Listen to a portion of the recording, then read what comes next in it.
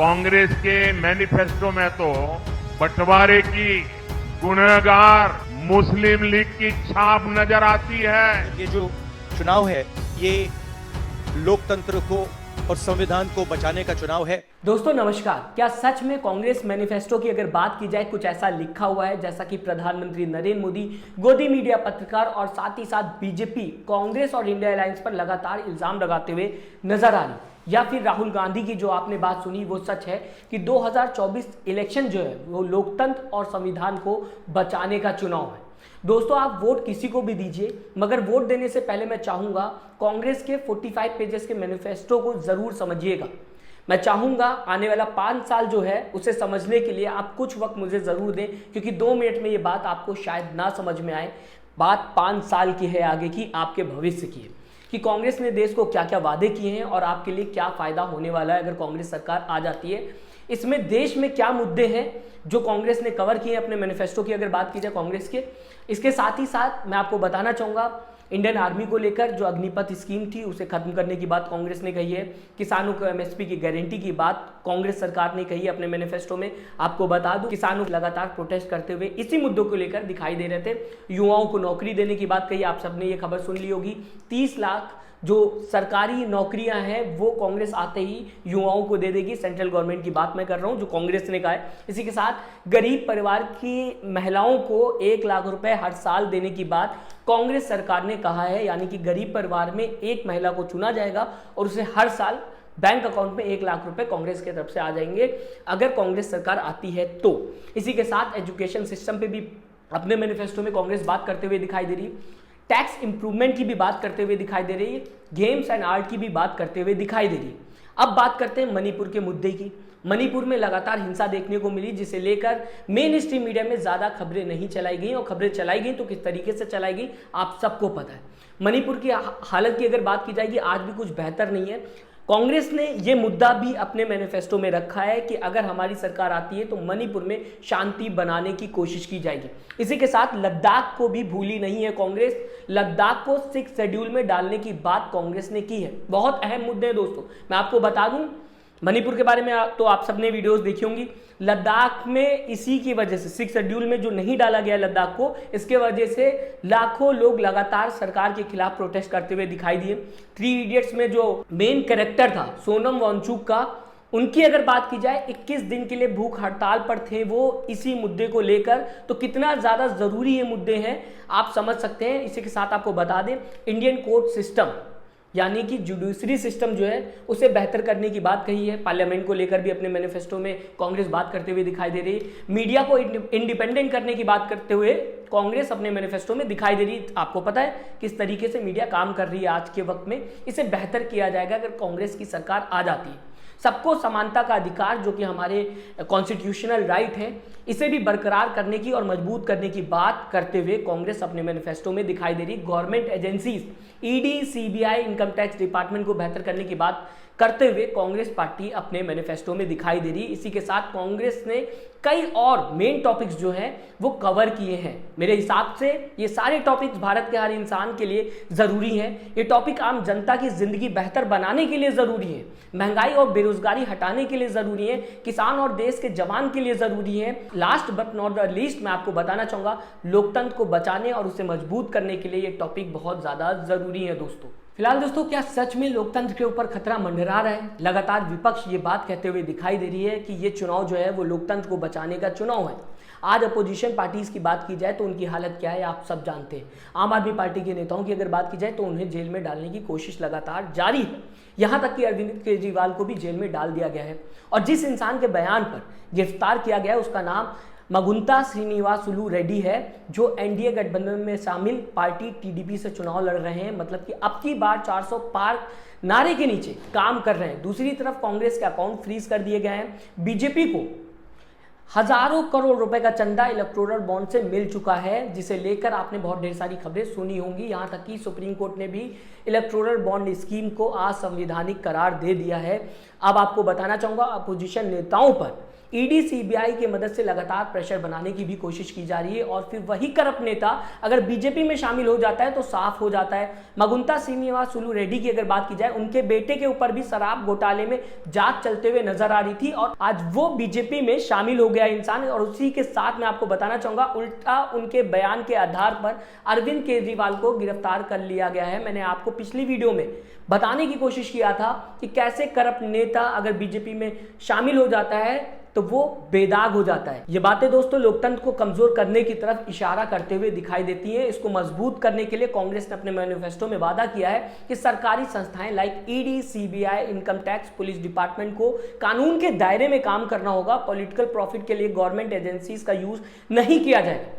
दर बदलू नेताओं को आयोग ठहराने की बात भी कांग्रेस ने अपने मैनिफेस्टो में की है। किस तरीके से लगातार नेता जो हैं वो पार्टी बदल लेते हैं। आप सबने कई नेताओं के नाम सुने होंगे, उनको आयोग ठहराने की बात कांग्रेस ने अपने मैनिफेस्टो में कर दी है। वो अपने फायदे के लिए या फिर डर से पार्टी बदल लेते हैं और जनता का वोट, जो जनता वोट देती है, उसका मजाक बनता हुआ दिखाई देता है। साथ ही दोनों सदनों के पीठासीन अधिकारियों को निष्पक्ष रहना होगा। कांग्रेस ने अपने मैनिफेस्टो में यह भी लिखा है, किसी भी पार्टी से कनेक्शन नहीं रखना होगा पीठासीन अधिकारियों को। यह भी बहुत ज्यादा दोस्तों जरूरी है। संसद में हर किसी को एटलीस्ट बोलने का मौका मिलेगा, हर किसी को अपनी आवाज जो है संसद के अंदर उठाने का मौका मिलेगा। इसीलिए लोकतंत्र में स्पीकर को निष्पक्ष होना बहुत ज्यादा जरूरी है। आप सबने कई खबरें सुनी होंगी जहां पर माइक ऑफ कर दिया जा रहा था लगातार। पर अपन को सदन के बाहर ये भी टिप्पणी नहीं करना चाहिए कि अध्यक्ष महोदय माइक बंद कर देते हैं या हमें नहीं दिखाते, ये भी टिप्पणी करना उचित नहीं है, क्योंकि सर बोलने अध्यक्ष जी, बट रियलिटी है आप माइक बंद कर देते। अपोजिशन के नेताओं को अंधाधुंध सस्पेंड किया गया था। संसद में गाली देने वालों को लास्ट वार्निंग देकर छोड़ दिया गया था। एक पार्टी के नेताओं को खुली चोट दे दी गई है। कैमरा हटा देने का भी इल्जाम लगता हुआ संसद के अंदर नजर आया। विपक्ष के नेताओं ने ये इल्जाम लगाया। एक पार्टी की तारीफ करते हुए दिखाई देते हैं लोग, जिनको निष्पक्ष होना चाहिए। ये संसद की गरिमा के खिलाफ है, आप सब जानते हैं। अब ये पीठासीन अधिकारियों को बता दिया गया है कि किसी भी पार्टी से अगर आपका रिश्ता है तो उसे तोड़ना होगा। कांग्रेस मैनिफेस्टो में ये लिखा हुआ है। लोकतंत्र को बचाने के लिए भी ये बहुत ज्यादा जरूरी है। कांग्रेस ने यह भी कहा है कि इलेक्टोरल बॉन्ड पर अगर कांग्रेस सरकार आती है दोस्तों तो जांच होगी। जिस तरीके से मैंने अभी आपको बताया, सुप्रीम कोर्ट ने इलेक्टोरल बॉन्ड स्कीम को असंवैधानिक करार दिया है। कांग्रेस सरकार अगर आती तो कांग्रेस सरकार ने अपने मैनिफेस्टो में लिखा है कि हम जांच कराएंगे। आपको बता दूं, जाति जनगणना को लेकर भी कांग्रेस ने यह वादा किया है कि अगर हमारी सरकार आती है तो जाति जनगणना कराई जाएगी, ताकि जो पिछड़े लोग हैं, जो समाज पीछे रह गया है, पता चल सके सरकार को कि कौन अभी भी पीछे है समाज, और उसके बाद जब पता चल जाएगा तो उनको मदद दी जा सके। ये कांग्रेस ने अपने मैनिफेस्टो में वादा दोस्तों किया हुआ है। अगर जर्नलिज्म की बात की जाए, टीवी मीडिया और कुछ प्रिंट मीडिया सरकार के सामने झुके नहीं, पूरी तरीके से लेटे हुए हैं। ऐसे में जो जर्नलिस्ट फेयर हैं, जो ईमानदारी से लगातार काम करते हुए दिखाई दे रहे हैं, वो आज सोशल मीडिया पर लगातार पत्रकारिता कर रहे हैं। ऐसे कई नाम हैं जो आप सोशल मीडिया पर आज देख सकते हैं, जो लगातार अपने काम को ईमानदारी से कर रहे हैं और सोशल मीडिया पे लगातार आज भी सच्ची पत्रकारिता कर रहे हैं।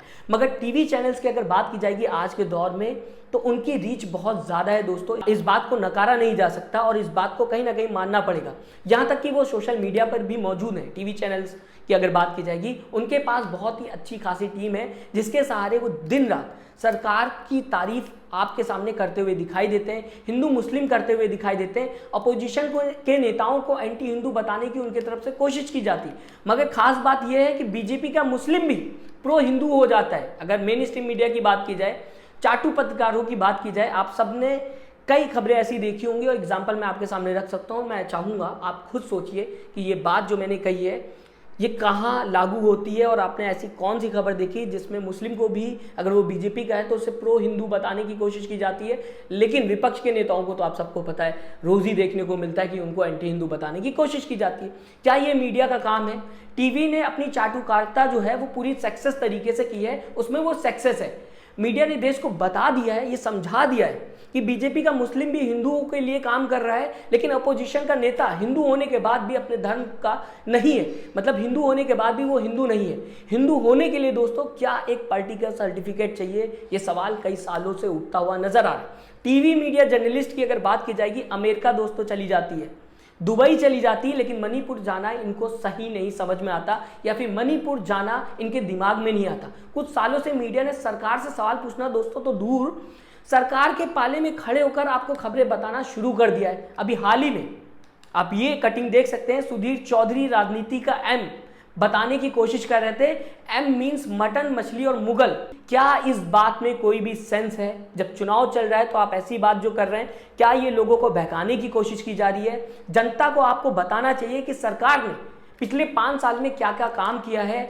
अपोजिशन पर सवाल उठाना, दाग लगाना, ये आपका काम सुधीर चौधरी जी नहीं है, ये काम बीजेपी का है। और बीजेपी लगातार ये काम बहुत ही बाखूबी से करते हुए नजर आ रही। प्रधानमंत्री नरेंद्र मोदी अपनी स्पीच में ज्यादातर कांग्रेस को लगातार कोसते हुए दिखाई देते हैं। आपका काम रूलिंग पार्टी, जो पार्टी सत्ता में है, उससे सवाल करना है, ना कि सत्ता में जो सरकार है उसके पाले में खड़े होकर लगातार कांग्रेस और इंडिया अलायंस के ऊपर दाग लगाना आपका काम है। इसीलिए दोस्तों कांग्रेस ने अपने मैनिफेस्टो में ये कहा है कि मीडिया को स्वतंत्र और मजबूत कर रहा जाएगा अगर कांग्रेस सरकार आ जाती है तो। कि कुछ जर्नलिस्ट्स ने इररिपेयरेबल डैमेज किया है, झुकते झुकते वो रेंगते हुए नजर आए। दोस्तों नोटबंदी से लेकर इलेक्टोरल बॉन्ड तक क्या मीडिया ने सरकार से सवाल पूछा या फिर मीडिया ने सरकार के पाले में खड़े होकर खबर बताई? आप मुझे जरूर बताइएगा। किसान आंदोलन में किस तरीके से काम मीडिया की तरफ से किया गया, मणिपुर मुद्दे पर किस तरीके से मीडिया ने काम किया, रेसलर प्रोटेस्ट की बात की जाए किस साइड मीडिया खड़ा था, ये आप सब जानते हैं। ऐसे अनगिनत एग्जाम्पल है जो मैं आपको दे सकता हूं जहां मीडिया ने जनता को ही गलत ठहरा दिया सरकार को बचाने के लिए। लाइक मोरबी ब्रिज हादसा, एक बार फिर मैं आपके सामने सुधीर चौधरी जी का नाम लेना चाहूंगा, जहां पर मोरबी ब्रिज हादसा जब हुआ था उसके बाद जनता को ही गलत ठहराते हुए सुधीर चौधरी जी नजर आ रहे थे। कोरोना में मुस्लिमों को ब्लेम करने का काम भी मीडिया ने किया है।